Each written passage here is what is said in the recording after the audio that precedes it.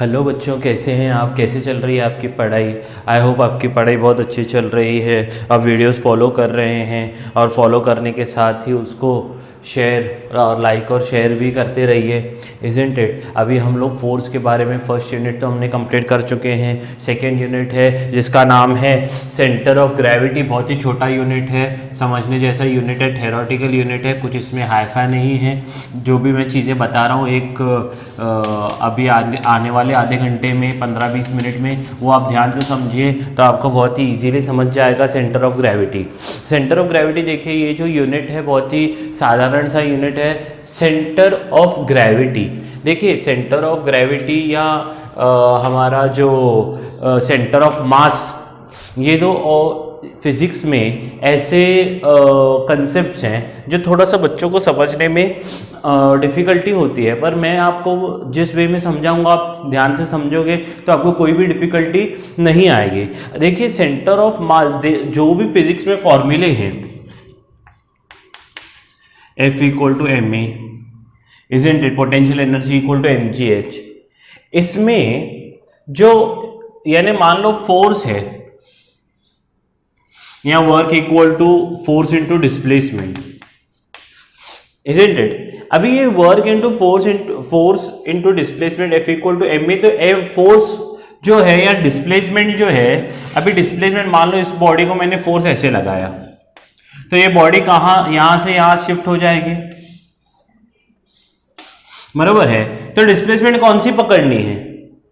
ये पॉइंट से लेकर ये पॉइंट तक पकड़नी है, ये पॉइंट से लेकर ये पॉइंट तक पकड़नी है, ये पॉइंट से लेकर वो पॉइंट तक पकड़नी है। तो ये डिफिकल्टी होती है, इजंट इट। या force equal to F equal to M A, ये कहाँ लगेगा?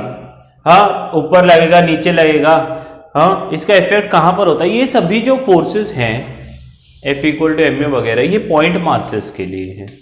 कौन से मासेस के लिए? Point masses. एक छोटा, ये क्या है? एक्सटेंडेड मास है, बड़ा सा मास। पॉइंट मास यानी छोटा सा, एक तिनका, समझ रहा है? तो जो भी ये सब चीजें होती है वो सेंटर ऑफ मास। ये तो क्या है, एक रेगुलर बॉडी है या सिमेट्रिक बॉडी है, तो बराबर इसके सेंटर में मैं एक पॉइंट पकड़ सकता हूं, सर्कल के सेंटर में एक पॉइंट पकड़ सकता हूं, बोलता हूं ये सेंटर ऑफ मास है, सेंटर ऑफ ग्रेविटी है। तो ये जो फोर्स इधर लगता है, जो डिस्प्लेसमेंट भी लेते हैं, वो सेंटर टू सेंटर हमेशा लेते हैं, इजंट इट। तो ये होता है centre of mass, isn't it. पर ये डिफाइन कैसे किया जाता है वो मैं आपको बताता हूं। तो इसके डेफिनेशन में अगर मैं अंदर जाऊं तो अलग कलर्स, अब मान लीजिए ये एक एक्सटेंडेड बॉडी, कोई भी एक बॉडी है जिसका शेप मुझे पता नहीं है, इजंट इट। ये ऐसे मैंने एक स्ट्रिंग से इसको लटका के रखा है, मान लीजिए, इजंट इट। अभी ये एक्सटेंडेड बॉडी असलियत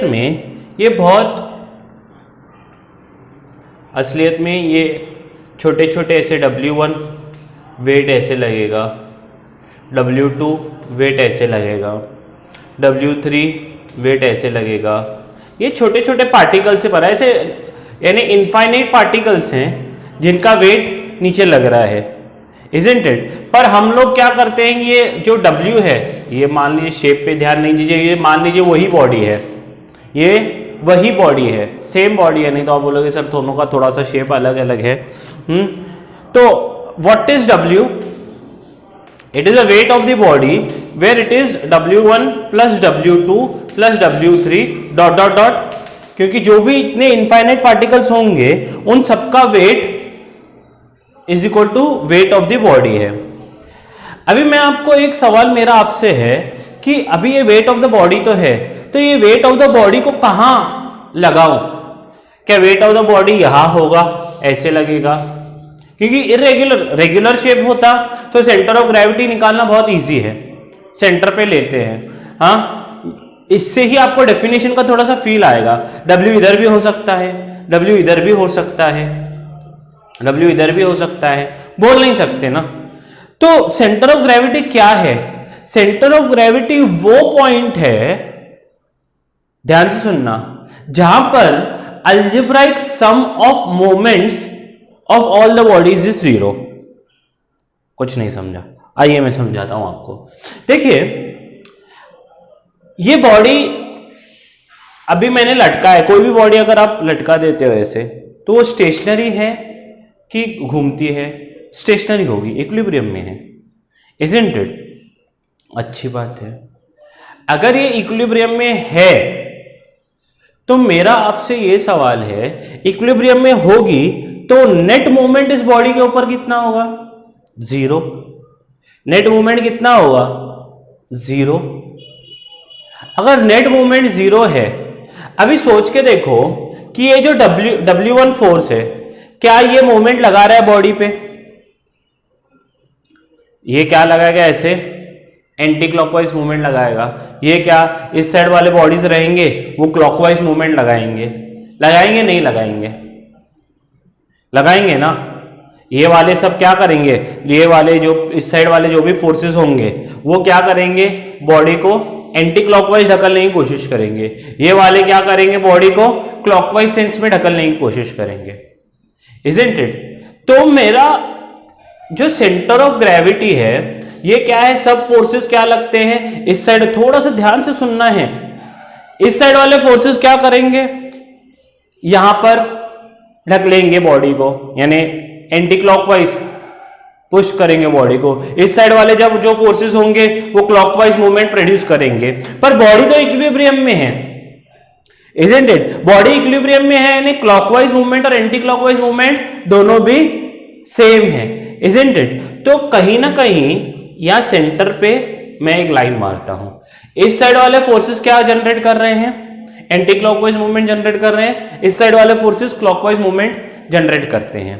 तो बीच में कहीं ना कहीं ऐसा एक पॉइंट रहेगा जिसके अबाउट क्लॉकवाइज मूवमेंट और एंटी क्लॉकवाइज मूवमेंट क्या हो जाएगा? जीरो हो जाएगा। क्लॉकवाइज मूवमेंट और एंटी क्लॉकवाइज मूवमेंट क्या हो जाएगा? जीरो हो जाएगा। समझ में आ रहा है? तो क्या हो जाएगा? ये जो पॉइंट होता है, ये अगर यहां पर अगर मैं बराबर स्ट्रिंग लगाऊंगा, यानी ये जो वेट होगा, इधर मैं बोलूंगा कि वेट ऑफ द बॉडी है, ये हो जाएगा सेंटर ऑफ ग्रेविटी, जहां पर बॉडी इक्विलिब्रियम में है, जहां पर बॉडी इक्विलिब्रियम में होगा। समझ में आ रहा है? थोड़ा सा और एक एग्जांपल के साथ मैं समझाता हूं।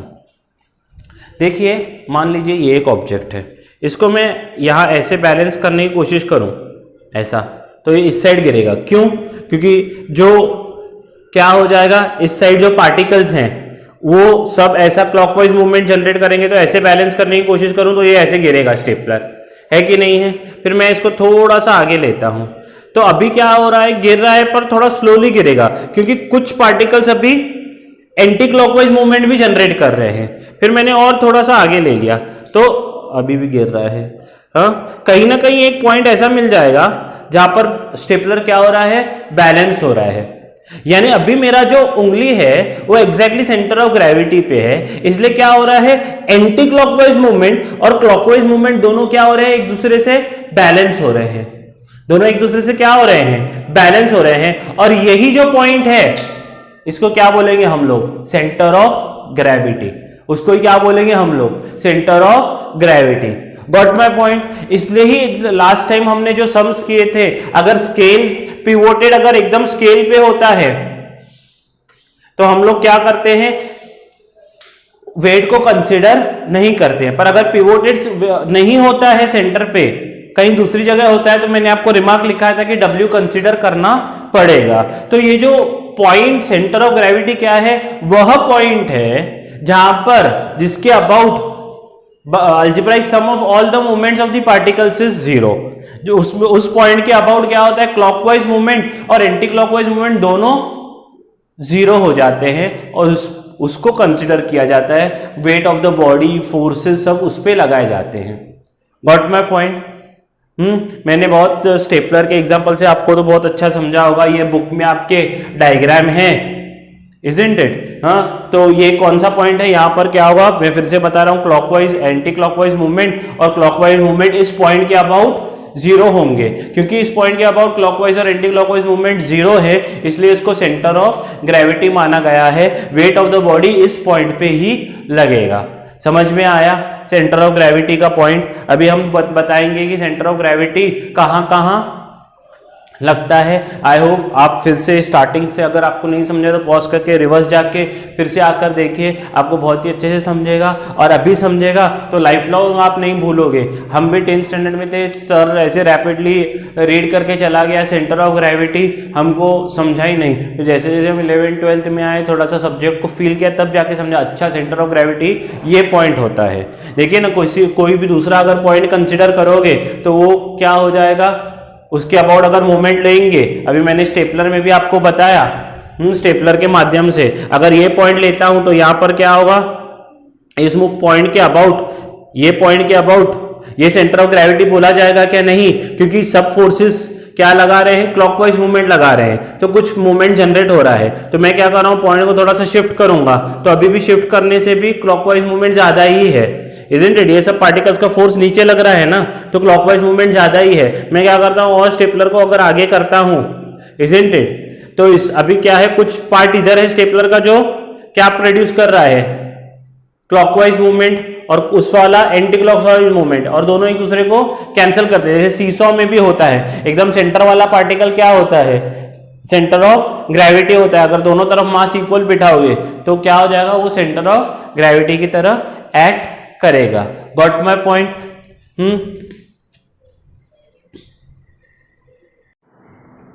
तो आइए आगे बढ़ते हैं और कुछ और बातें जानते हैं। Position of centre of gravity. देखिए, position of centre of gravity ये डिपेंड करता है शेप पे। जैसे मान लीजिए कि अगर एक मैं वायर लूं, और वायर एक सीधी वायर लूं, तो इसका जो मान लो ए बी वायर है, इजंट इट? अभी ये ए बी वायर का सेंटर ऑफ ग्रेविटी क्या होगा, एकदम मिड पॉइंट पे होगा, इजंट इट? पर यही वायर को मैं क्या करता हूं, घुमा के सर्कल बना देता हूं, इजंट इट? तो सेंटर ऑफ ग्रेविटी ये तो देखिए वायर के ऊपर था, हाँ, और एकदम मिड पॉइंट पे था। अभी मैंने इसको ही घुमाकर सर्कल कर दिया, उसी वायर को क्या किया, सर्कल कर दिया।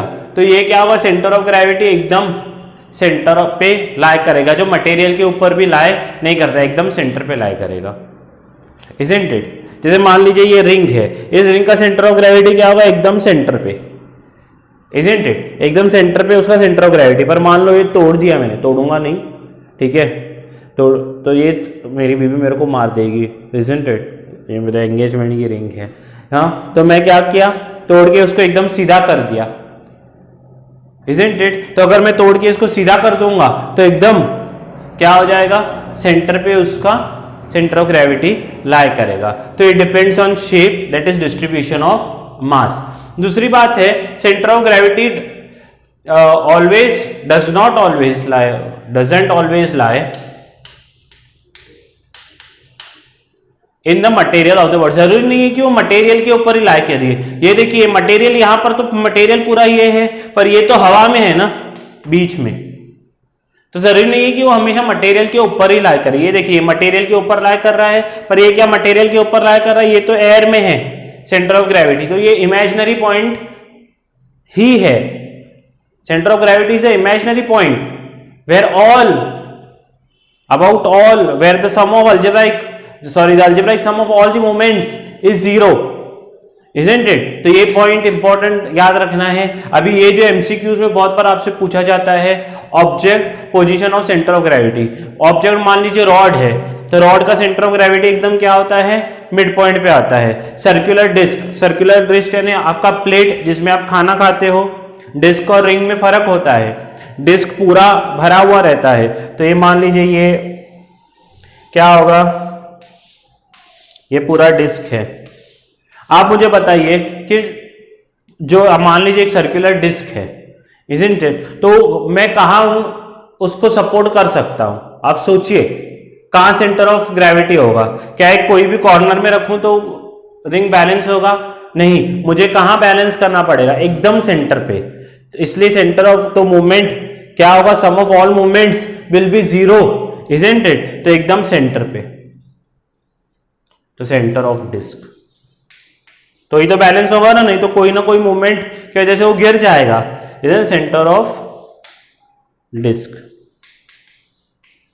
Isn't it. उसके बाद स्पीयर, स्पीयर यानी बॉल, ये स्पीयर नहीं, ये प्लेट है। स्पीयर यानी अर्थ है, जैसे 3D बॉल, तो उसका भी क्या होता है, वो हॉलो हो या सॉलिड हो, इजंट इट। जैसे प्लास्टिक क्या होता है, हॉलो रहता है, खाली बाहर का कवरिंग रहता है, इजंट इट। तो उसका भी क्या होता है, एकदम सेंटर पे होता है, centre of gravity, centre of sphere.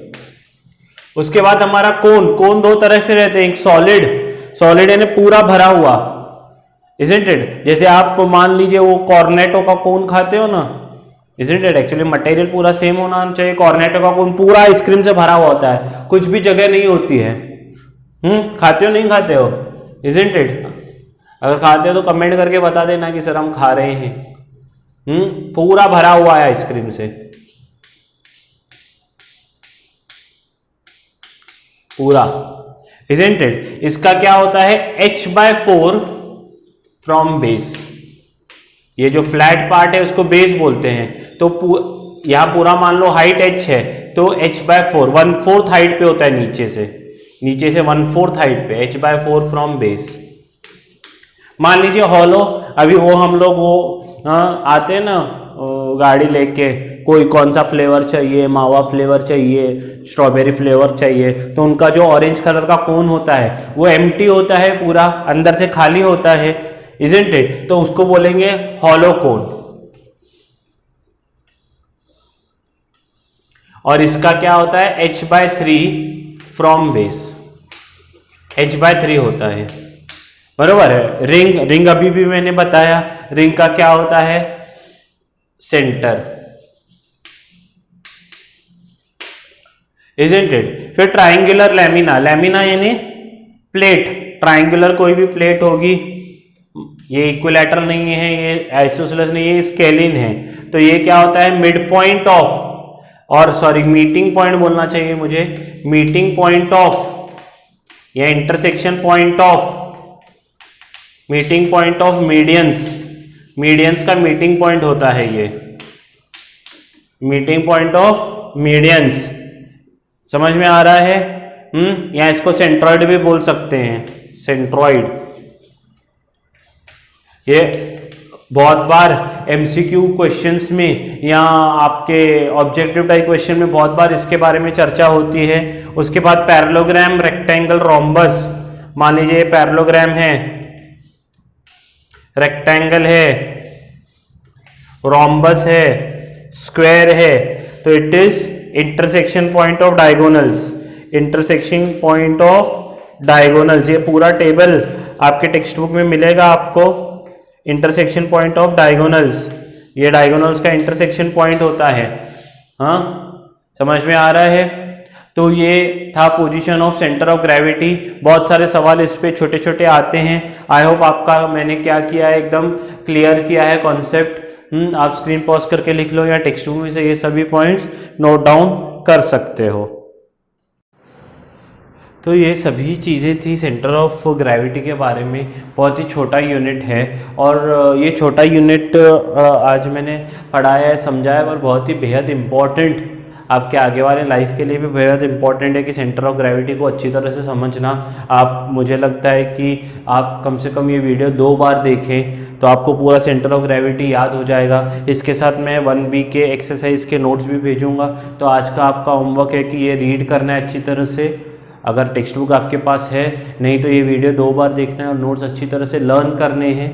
और उसको क्या करना है, मेरे को मेरे व्हाट्सएप नंबर पे फॉरवर्ड करना है। कल के भी कुछ क्वेश्चन आंसर्स जो मैंने भेजे थे उनका भी रिप्लाई मेरा सबका नहीं आया है, तो सबने वो रिप्लाई कंप्लीट करना है, कल का भी और आज का भी। आज का ये होमवर्क है आपको, और पढ़ते रहिए, अपना ख्याल रखिए, अपने पेरेंट्स का ख्याल रखिए। जय हिंद। कुछ डाउट है तो आप मुझे व्हाट्सएप नंबर पे SMS करके पूछ सकते हैं। तब तक के लिए जय हिंद, जय महाराष्ट्र।